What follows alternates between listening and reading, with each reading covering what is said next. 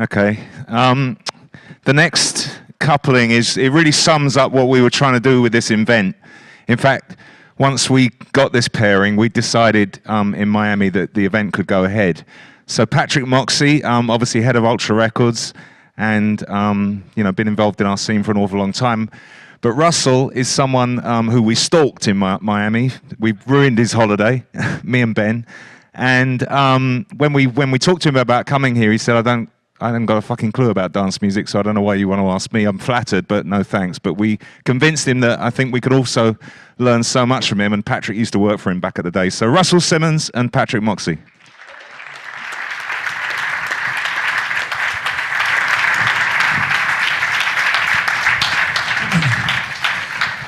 Thank you. I couldn't make out what you were saying. So, anyway, Russell, why y'all laughing? What did he say? I felt like he was saying something. Yeah, he said something. All good, though. All good. So, okay. Basically, they said they found you at the poolside in Miami, and they dragged you and kidnapped you to be on this panel. So, something like that. It's pretty true. So anyway, Russell, the main reason they were like, who would you want to talk to today? I said, Russell. Not only because you gave me my first job in the music business, but also because, like, for me, there's so many similarities between what we've had to go through with electronic music and hip-hop. And, in terms of everything had to be done, do it yourself. Because at the time, no one was interested. So whether it was you guys kicking it off, with the source coming out of somebody's college dorm, or Def Jam coming, the way it did, college dorm. It was the same way for me with Ultra Records, building that up, and independent promoters, independent booking agents. Yeah, I don't want to come off as an authority here. I want to tell what I know, that every generation has new ideas. When you're young and you're doing new shit, it's like, oh, I got to knock doors down. No one's listening. No one understands. Because the gatekeepers have their experiences and they're rooted in them and they live by them and they pay their bills with them, and here you come. So the people on top of the gatekeepers who are just looking at numbers may like you better than the people whose job is to understand you. Yeah. So that's an experience that we had. I mean, there was some British guy who reached over the black music department and signed Curtis Blow, and we made up fake order numbers. Wow.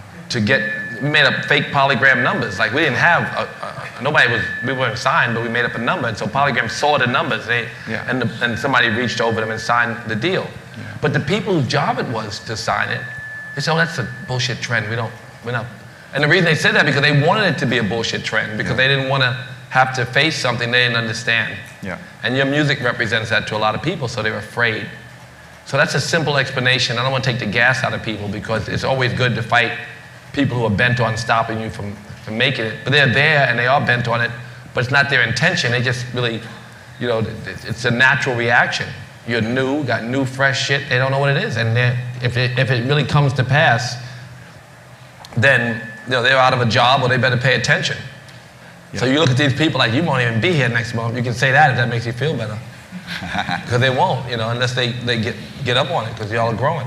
No, well, we had that with, taking the first Eric Pritz video out to the video outlets, trying to get them to play it. And they're like, oh, we've done research, dance music doesn't test, it doesn't research, get it out of here. Of course. Same thing, going to all the radio stations, talking to the PDs, trying to beg them to play the record, no way. I'm sure you went through all the same thing. Black people tested on MTV? Well, you think, of course, or there's always going to be that kind of, but you have so many more resources than anybody's had in the history of the world. Yeah. So you don't have you're going to build up new marketing, new creative ways innovative ways to exploit and monetize, and you're going to all kind of new shit that they don't even, so you're going to be doing things that they're going to, not only is the music going to open its own doors at a much greater rate, it should happen faster, but it's also going to be all the new stuff you invent in order to get you there.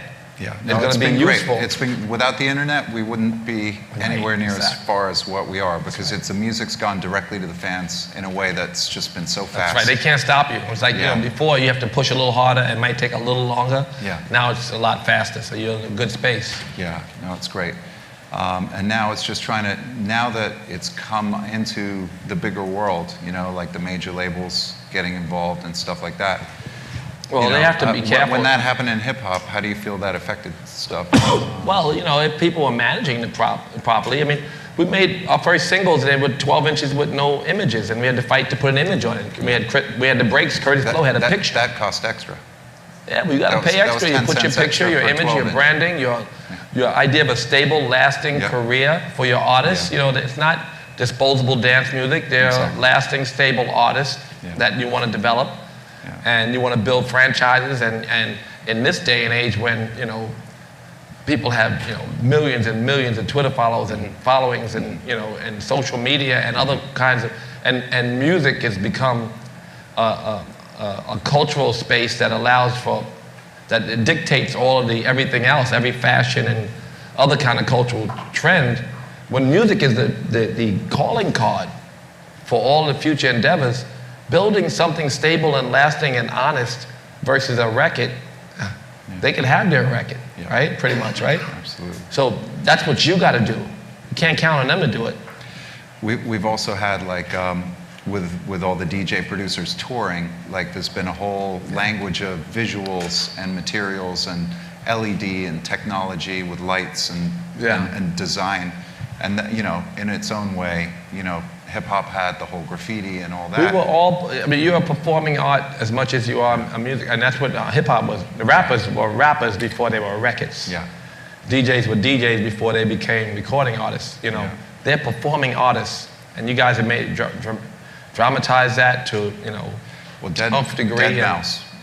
Dead Mouse. I don't know if you know all about that, Dead Mouse, but he became a cult. I barely know shit, so just be careful. Yes, okay. Don't trust that I know everything. Okay. So I mean, I'm kind of embarrassed by that, because I remember a story. I tell this story often. So Don Cornelius tells Curtis Blow, "I hate this, but you're number one, so you're on Soul Train." I'm like, this motherfucker said on national TV, "I hate this, but you're on Soul Train because you're number one." And I want to be more like Dick Clark, who told the Beasties, "Man, I got your album, I love every song." And he's 100 when he said that shit. Wow. When Don Cornelius was only, whatever, he was younger. Yeah. So you want to be that way, right? You want to be open, and you want to be, to be able to transcend, because it's all the same, right? It's all youth culture, and it keeps reinventing itself. Yeah. And you want to be part of that. And if you don't have to fake it, but if you're honestly there, you'll feel it. If you're paying attention and if you're open, then it'll seep in. I to a techno club, I said, it's fucking with my nervous system. Even I go to yoga, they play all hip hop. I had a yoga teacher 20 years ago, all he played was hip hop, Steve Ross. Y'all know him? Over in Maha Yoga. And he's my first teacher, he played all hip hop. And I can listen to Fuck the Police and do yoga. And it was rhythmic, and so, and all the rest of the stuff was melodic, or just rhythmic. And so I said, well, this is okay for the nervous system. Because, the idea of yoga is to realize a space where the nervous system is calm. And you smile and breathe, right? So then techno music electric music started playing in the class. Like, I must be getting old. And I'm saying, they're playing this shit, how can I do yoga? And, they play it enough. You smile and breathe. You start, you take it in. So you got to do that. You got to be able to breathe and let the shit come in, because you're going to be the old people fucking with young people soon. That's true. So you got to, I think it's important that you just remember this experience, but know how you feel now, and know that you don't want to be the one you don't want to be Don Cornelius, you want to be Dick Clark. Hey, I still remember being the young person the first day in your office when I was 22, and being handed a list of radio stations and call these guys, get our records on the air. That was you and Lior saying, make it happen. And they were like, and I called them all, and either they told me to fuck off, or they, but I was out there trying. It's all good. Sound like you didn't like that. You say, it's all good, like, it's all good. No. How do you mean that? Like, shit job. Okay. What? No. Sorry. No, it wasn't a shit job. Trust me, I lived for it. We knew it was a shit job when we gave it. If you had gotten a record on the radio, we would have, you'd be the president of Def Jam. Your job to call, we'd kind of laugh at you. I would have done it for free, and I was almost doing it for free. So. You were doing it for free. Okay. I remember being sent out to the Eric B. and Rakim video shoot on the Brooklyn Bridge. And I was like, you have to be there at 6 in the morning. Exactly. And so I was there. And Rakim didn't show up. Rakim didn't show up. Eric didn't show up. The video crew didn't even show up. And I was just there like waiting, you know? But I was Did you there. put Rakim on the plane and you left and he got off to go to Europe? No, that was somebody else. I put him on the plane, took him there. I remember. Dante took him there. Put him on the plane. My lookalike. So I took care of it. Everything is good. I remember This when motherfucker got off the plane. Flav was handcuffed to one of the S1Ws to keep track of him on the tour. Remember that? They're probably just as fucked up here because they claim y'all are druggies and shit. So. I don't get y'all. None of y'all niggas as high as I was. Nobody. It's impossible. I don't know. But I recommend sobriety. I like my morning meditation better than the late night X. Hey, sober since '98. But for me, it was heroin and coke and stuff like that. I Angel dust. Like the X, Angel. I had my day. Had your day? I hung out with the Crystal Method and learned a couple of tricks. God. You know? I'm surprised you could talk. Yeah. So yeah, what's you know? So basically, music led you to a lot of other, you know, obviously Fat Farm, comedy. So what's next for you? Well, for me, I moved here so I could meditate in the morning and take my kids to school. Yeah. I come down the hill, and I got an office on Sunset Plaza, and right in the Equinox. Yeah. Right, so I go to Equinox because I'm real early. Then I go to my office, and people overstate what they can do, and I got to sort out who really can do it. And I'm making a whole bunch of films and TV, a lot of film and TV in development since January 4th. Yeah. That's exciting. You know, new shit is exciting. Absolutely. And then I started a company, which is really the company that's equally as exciting and probably a lot better growth business than film and TV, is something called ADD, which is all deaf digital. And all of these, like when I left Hollywood, we had ADD. That's a great name for ADD. what's happening right now. If you don't have ADD, you're not paying attention in nowadays, right? It's like good. But ADD is like when Cedric the Entertainer and Jamie Foxx and Chris Tucker and Martin Lawrence and Bernie Mac and Steve Harvey and they go on and on. Even these newest guys all came from a certain era, and Def Comedy Jam gave them their break. And Hollywood has never, except for they put J.B. Smoove on Curb Your Enthusiasm, you can't let people breathe unless you are inclusive. And although Hollywood, has a Denzel and have a Will Smith, the idea of being inclusive with talent that really could cross over, but never mind cross over, has a core to bring to your big picture. So diversity is so important, and inclusiveness is something that even black executives are equally or most equally guilty of not. What advertising is doing is that it's inclusive because they see the money in the research. What music is doing is like, you see Rihanna and Katy Perry, not just minute, but you have seen them, they look like the same people, right? And there's a spirit of collaboration and inclusiveness in music because you can't stop the artist, but the gatekeepers here don't really get it. And I'm not angry with them because they're really progressive, sweet people, but they don't watch Jerry Springer because they know people are integrating. And in Hollywood, it's still, not as, so that's one of the things that I think, and ADD is part of that. All Def Digital is going to manage multi-channel networks. It's going to create vehicles for people who are hot online to go across media, to put them in film and in TV. The first day we opened the door, we signed Spoken Reasons, who has got almost 400 million hits on YouTube. He's a comedian who would never get a break, and we sent him over and made him he's a star. We didn't make it, but they made him a star of this Sandra Bullock movie coming out. So and there's so many others there's a kid, Mac Lethal, online we love. You know Mac Lethal, anybody? Yeah. You know him? It's kind of like he needs to be exposed to other venues. There's such a separation between what's online and what's happening in the rest of the media because they just happen to be so segregated behind. as well.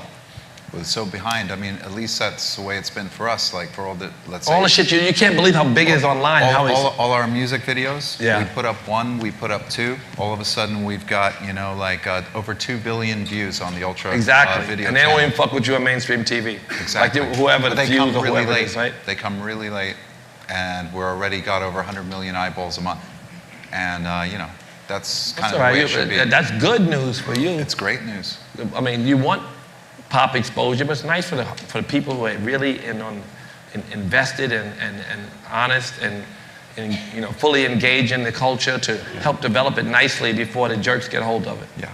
Right? Before they get hold of it and start fucking with it. I think we had a chance, you know, especially with the live promoters, Ultra Music Festival, the Electric Daisy, all the big festivals that have grown up from scratch. A lot of new people. A lot of new cool people got involved, got the chance to help, you know, I should exploit, develop it properly. I actually think electronic music probably took longer than hip hop in a way. I mean, it's been going in this country for a long time, and it was just considered some weird, you know, Disco Donnie in New Orleans. You know, the police basically were shutting him down because he was having a rave, you know, with drugs.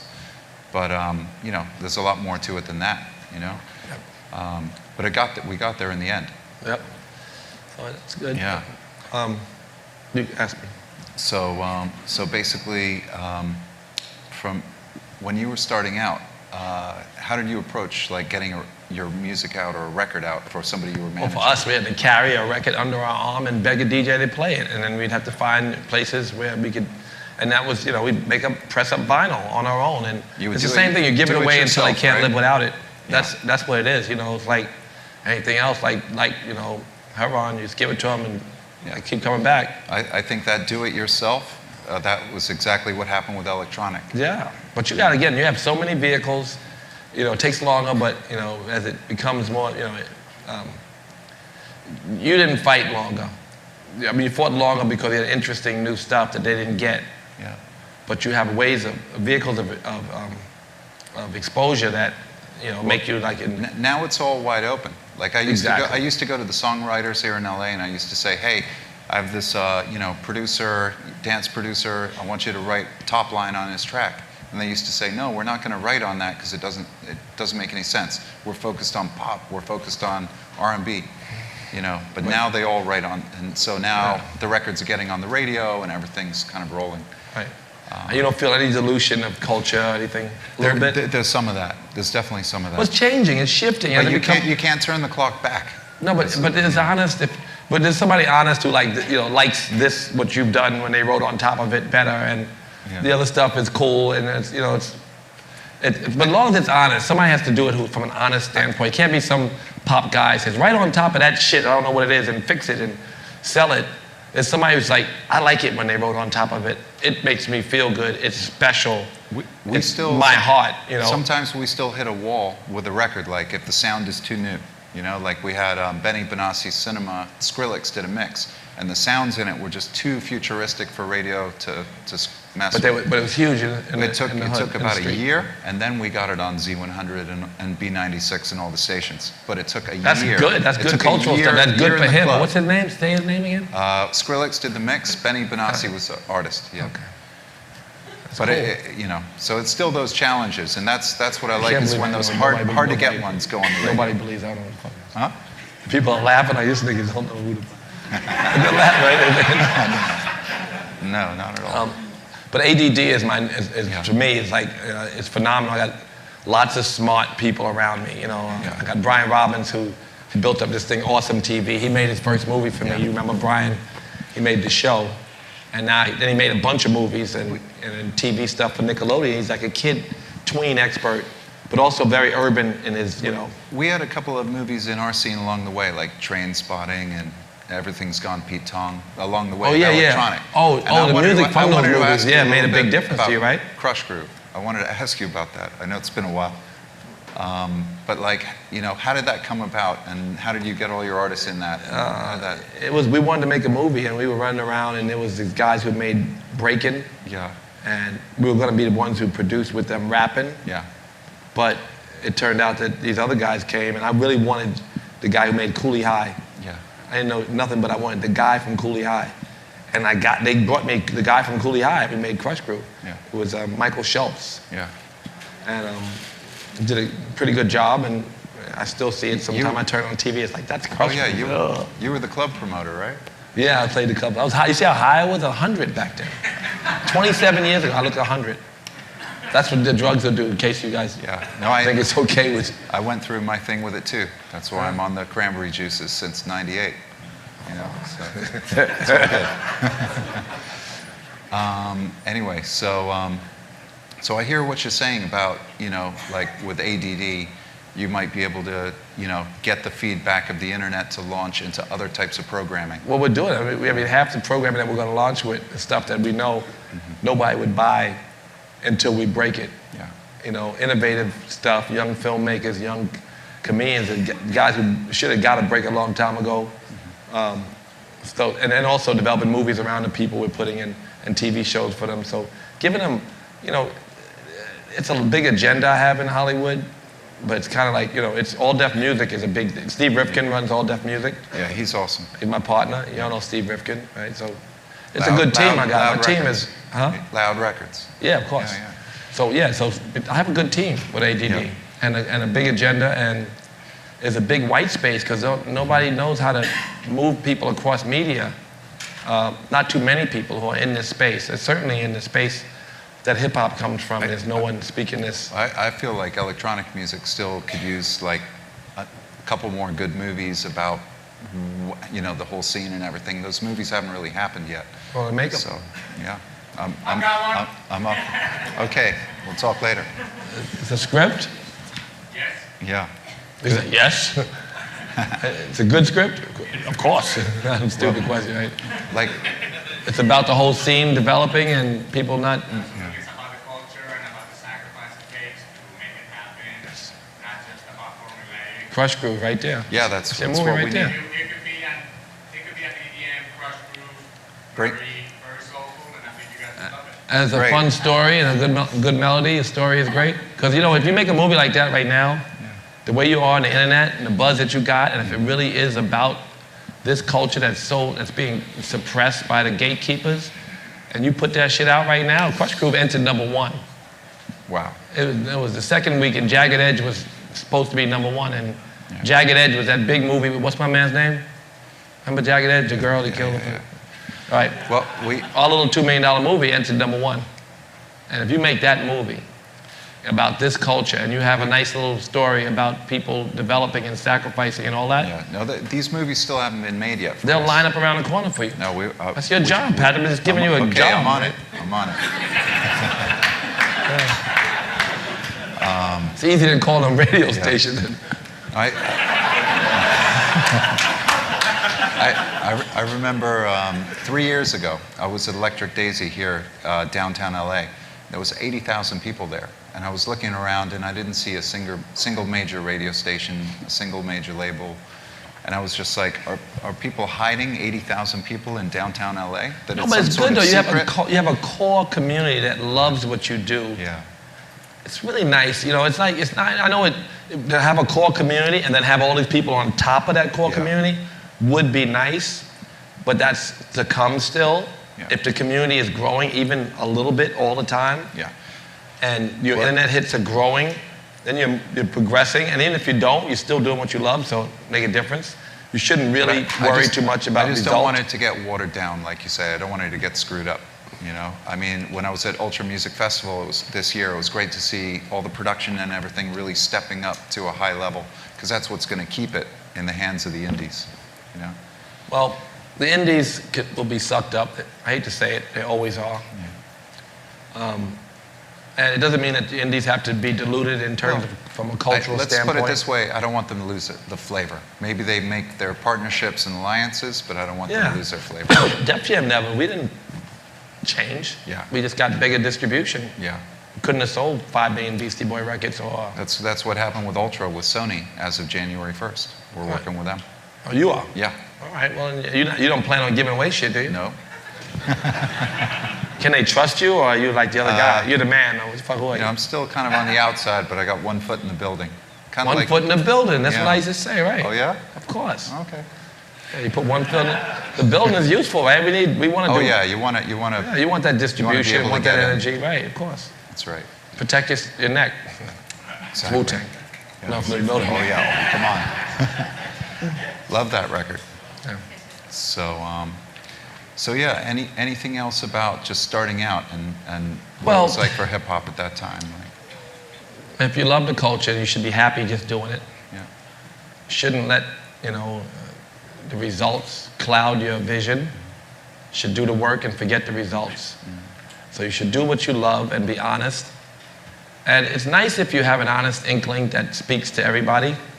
But if you're a little quirky and a little weird, you have courage to follow through, and you live in this world, your foot is firmly in this world. You ain't gonna be that crazy. The worst thing you can do when you produce a record that sounds a little crazy is say, well, it doesn't sound commercial enough.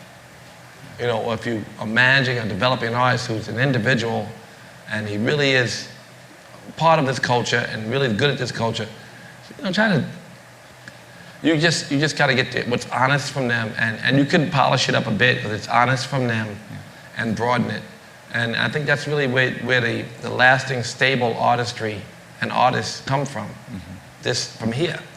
And you know, don't let too much on the outside, and you, especially now going in the building, and say, well, what if you just put, you know, if you just had Engelbert Humperdinck singing, you know? Yeah. That's true. No, it's true. So they're going to tell you that. I mean, the good thing about, for us anyway, with electronic music, it's always about the club, and the club is always the judge. So the club, if you come up with something and it's whack, to use one of the hip hop words, then it's not gonna flow. So for now, for all So if I say whack, I'm out of date. If I say shit's whack, you say shit's whack. I don't even say it anymore. You're right. Okay. So Not that often. But basically, for us, for like the clubs and the concert tickets around the clubs, if a producer makes a record that is corny for those clubs, he's dead anyway. He's out of his zone. Some things are corny for the clubs and they're big for the radio. Some things become, it morphs, it changes. And again, the honesty of this next producer who likes these singing on top of this poppy singing on top of this beat or this thing that, you know, if he's honest and if that artist and their collaboration is one from the heart, then the music could evolve, and you don't get stuck in the dark ages, but you don't want to trade in your truth. Yeah. So, well, for us, there's always that place in the clubs for that. You know, in the clubs, those late nights and that sound and the purity of the thing.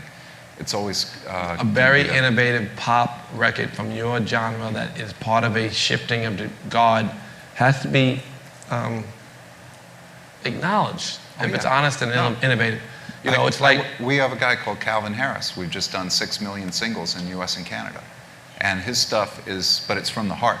It gets radio, but it's from the heart. And does it sound good in the club? Sounds great in the club. All right, well, that's great. That's the best of both worlds, right? That's the best of, but those are rare, as you know. Don't chase it, you'll have another. Okay. Good advice. Cool. What else?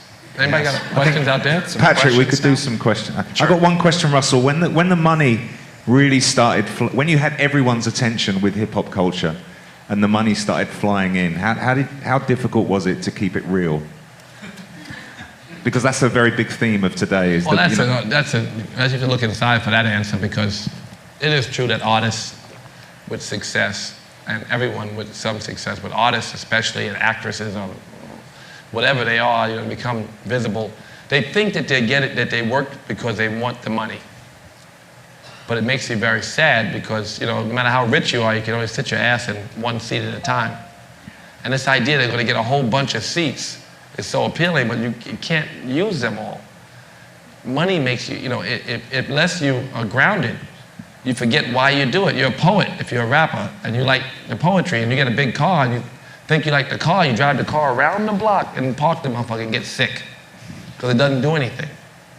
So these things that you get as a result of your love for music. But you get more money, you get more pressure to kind of pay back that money. None of it has to be pressure, none of it has to be anything. You cannot value too much the results of your work. You have to love your work. And everybody, especially imagine rappers, they rap about, I'm gonna get this car, or I got this car. And when they get it, they're supposed to be thrilled because they told everybody they got it in front and they got the car for real. It's like they should that's be exactly happy. the point. Once you've got the car, what do you rap about? You know, Rick Ross will tell you to get more cars. But I think because And the plane. he keeps making records that people like, so he must really like making the records. There's nothing greater than when the melody is playing and you're looking at it, and you're engaged fully, you can hear the music between the snare drums for an hour. Beautiful. That's the presence you're looking for and the happiness you're looking for from your work. Your work is your prayer. Everything else is, anything else you get wrapped up in will cause sickness. Your work is your prayer. The results of that work are to give away. It's part of the cycle of keep giving and getting. And so you gotta love what you're doing, or life doesn't have any meaning. And the payment, the things are the conveniences, right? They make you sick a little bit. So you have to manage your expectation. If you expect the things that you get to be good, or make you happy, then they'll make you sad. But if you don't count on them too much, they're just nice little reminders that you're making people happy. You give what you want to receive. You want to be happy, you give them the music. The only thing, like you're making a record, you have to think about the record.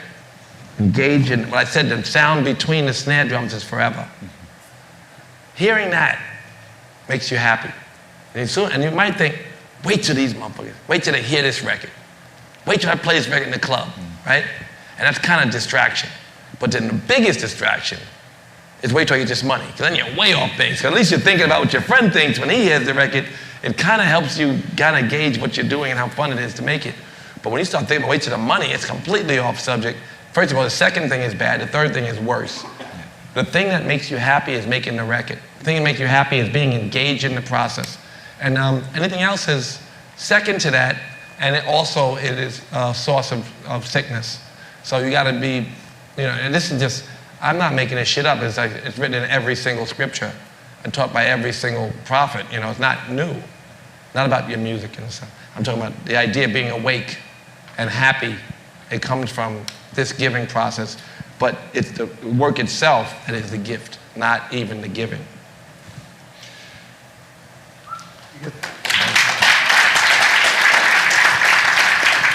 How you doing, Mr. Simmons? My name is Edwin Rivera from the Bronx, New York. And you've always said some words that I've always stuck by in my career. And that was, when you work the hardest, the world will open up. So I've always wanted to hear it through you, a detailed description of that quote. Wow. If you work the hardest, the world will open up. It's from the inside out.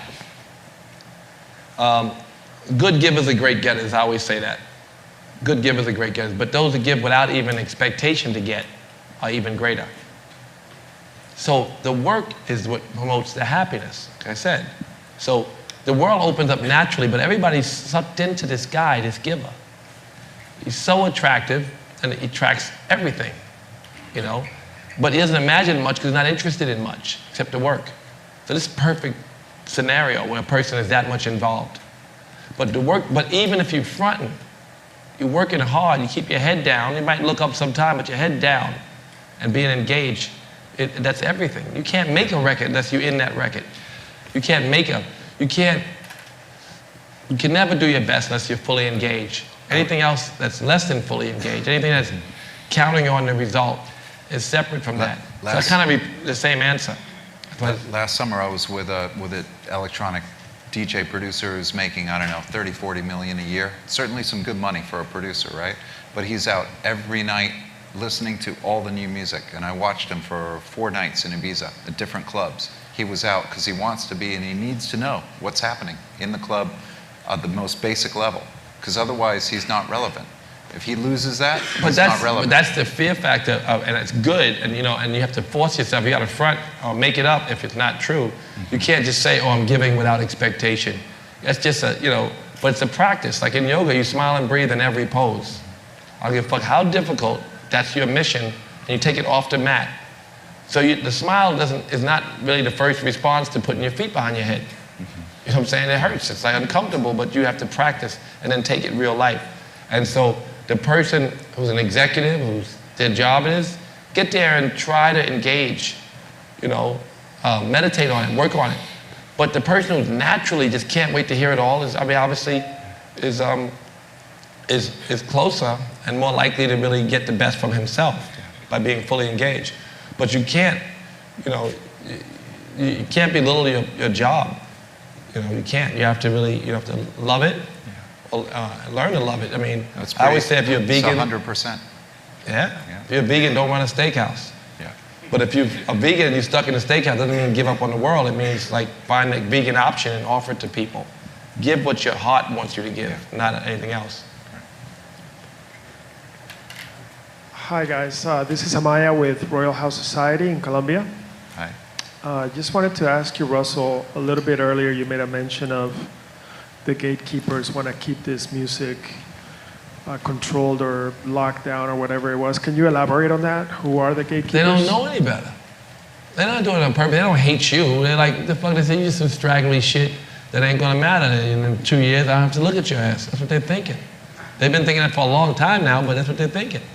And they're not figuring out how do we make these artists big, lasting, stable stars.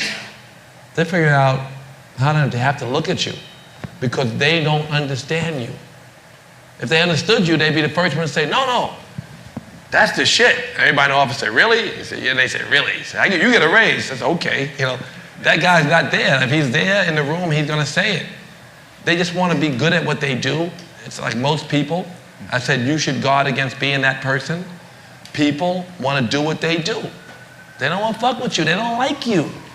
Not because you're a bad person, because they think that, and they really believe, have convinced themselves that you're gonna go away. And that you're not gonna become some,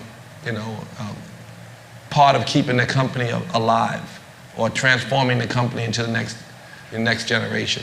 You're not part of that. You're just a distraction. But you have faith and you do what you do, and it's not true what they're thinking.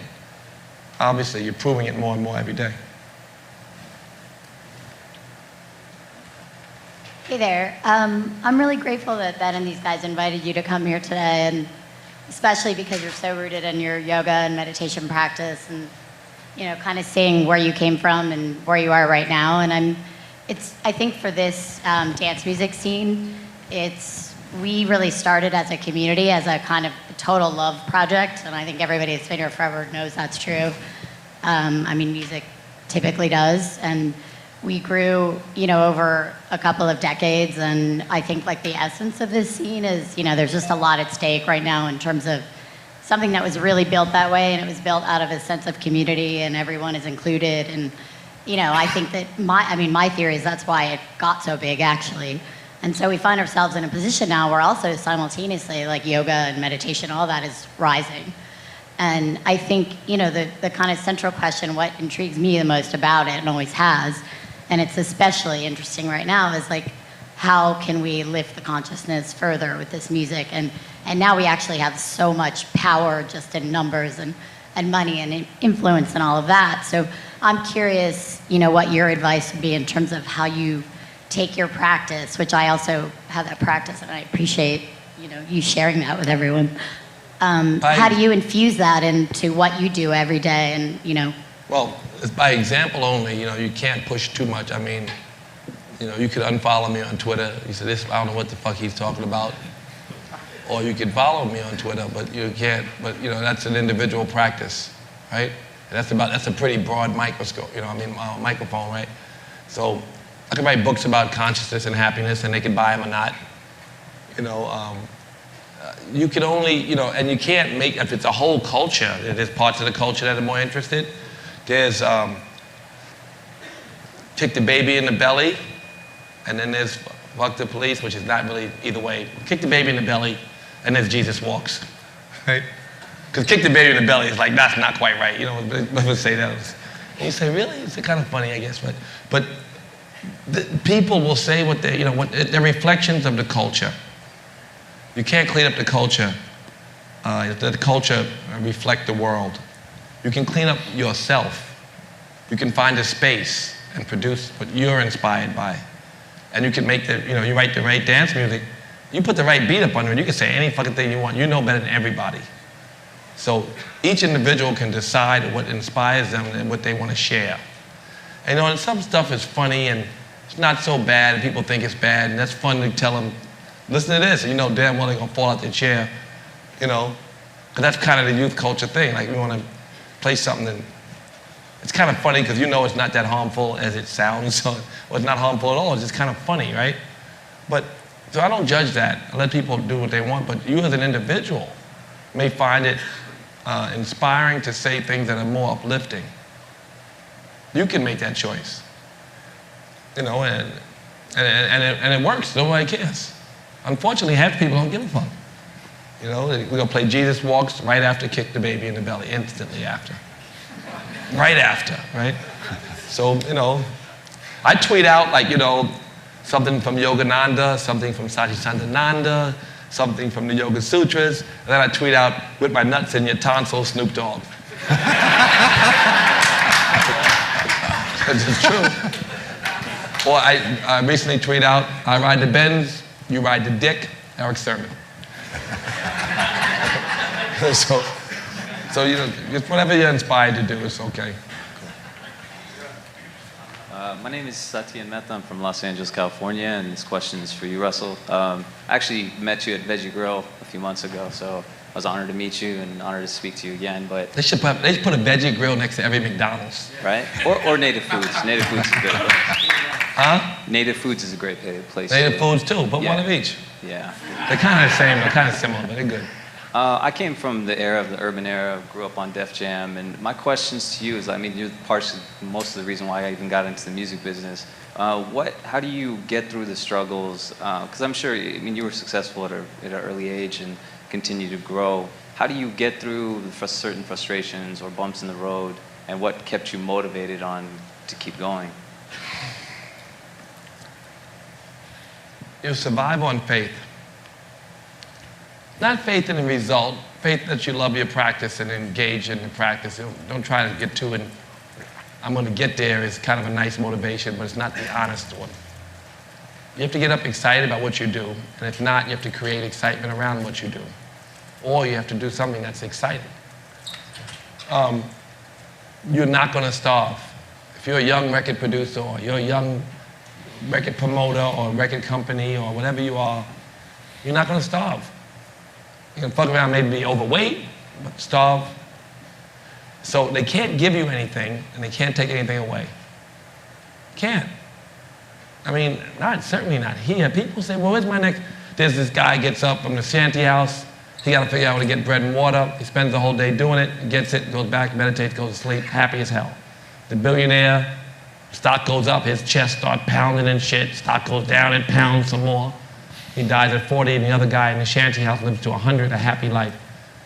All of that reality, you have to accept that, because no matter what they give you, if you're anxious now and full of if you're full of anxiety now because you're just not popping off the way you want to, when you get a hit, you'll have the same anxiety because it's not popping off the way you want to. You have to rest in perfection and operate from a place of abundance. You have every fucking thing there is. Nothing they can give you. So you have to take that to heart, and then you have to work on believing it, because you have to gain faith, because that's really true. They can't give you shit. Right now, who needs something right now? I mean, a second's gone, tomorrow, right? But right now, again, no one needs anything. And again, it keeps going, and so you gotta kind of operate from there. And if you operate from that kind of abundance, you'll attract a lot of all the toys you think you want, and you still won't lose a thing from your heart, and you won't gain a thing either. So just keep giving. That's supposed to make you happy. So you have to rest in that and work from there. And then sooner or later, after you front and keep telling yourself this truth, it'll seep in that that's true. You don't need anything, and they can't give you anything.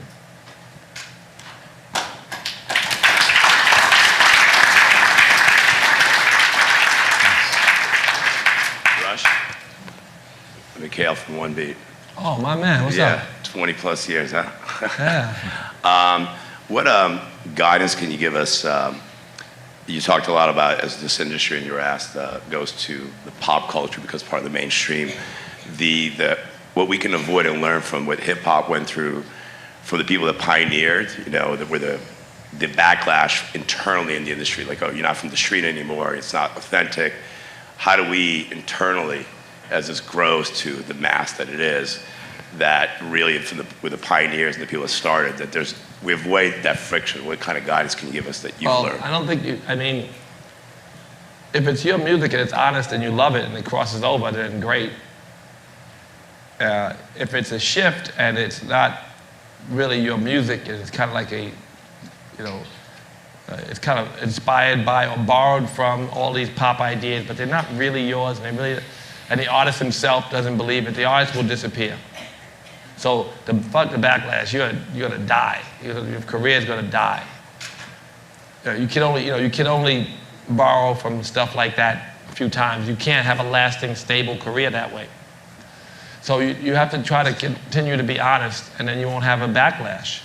And if it doesn't sound honest to them, then as quickly as people will have backlash, then other people will be inspired. And maybe you will kind of be, I don't think the bands that left the punk scene, all of them, and I don't know them well, but I don't think any of them, most of them, punk scene might have said they weren't cool, but they found acceptance in their honest expression. And they became big rock stars, right? A lot of them became big, giant rock stars. And they did it from the heart, and that's why they lasted, and they became legends and lots of things. So they left the punk scene because they kind of liked the punk scene, they kind of liked the pop scene, they kind of made what they made. So you're getting big enough, you're big enough now, for sure, that pop stars are singing your shit. They're doing what they're doing. They may live this way their whole life. They may just be pop stars that sing kind of like shit inspired by you. But if you try to be a pop star and you're you, then you won't be there.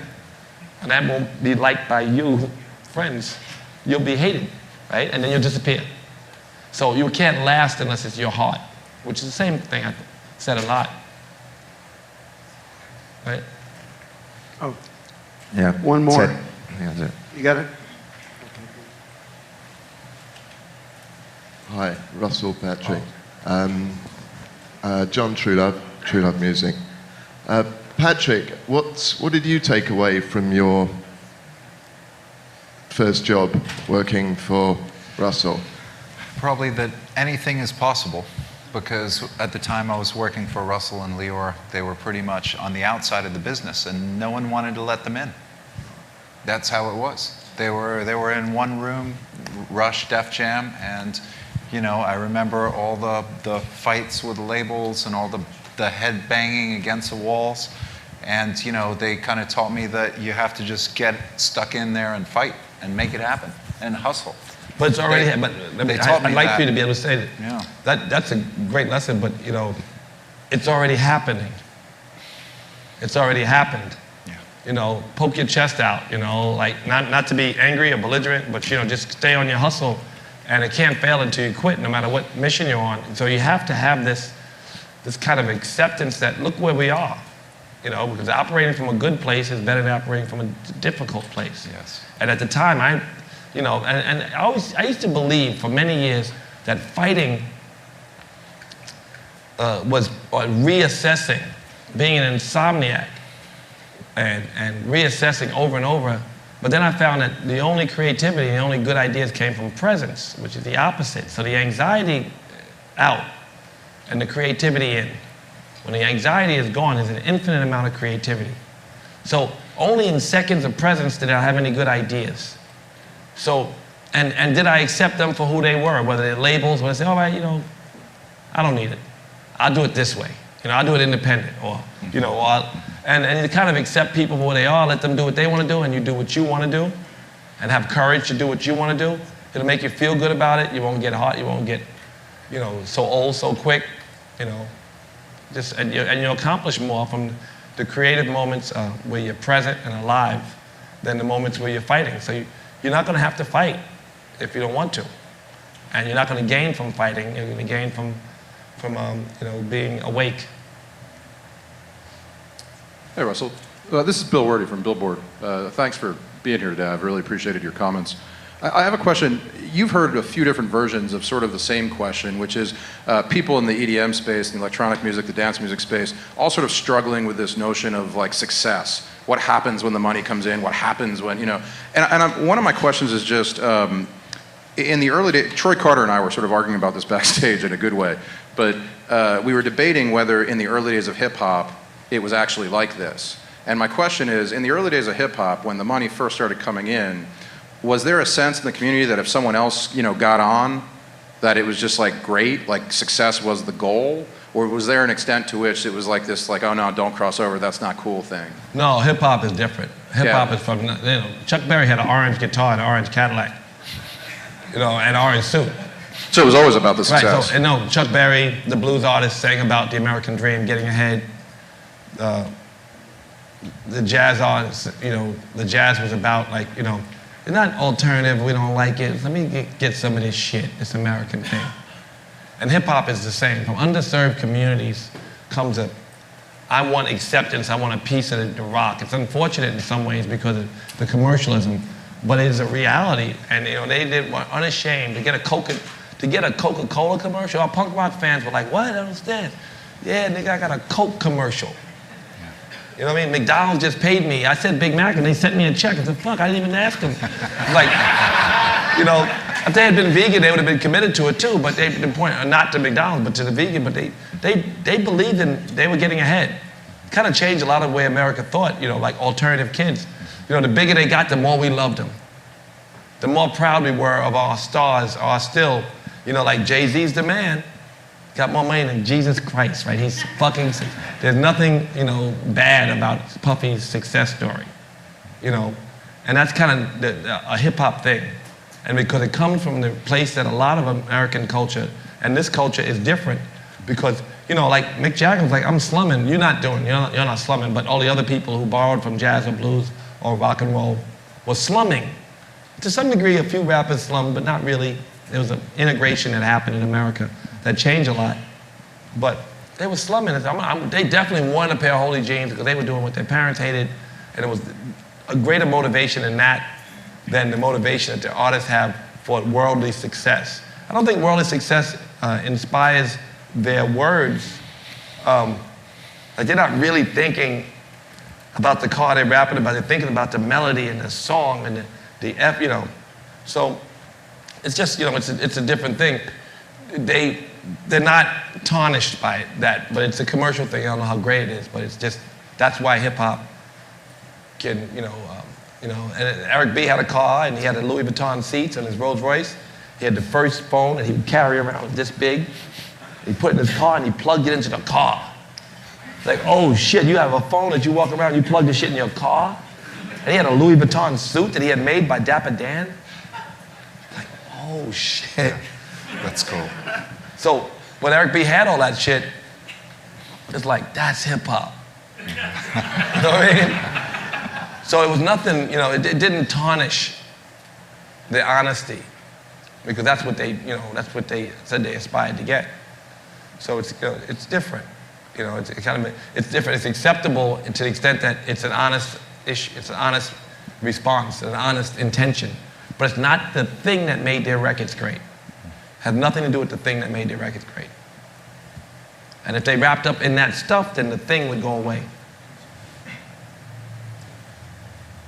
Russell, Patrick, thank you so much. This has been incredible. Yeah, give them a standing.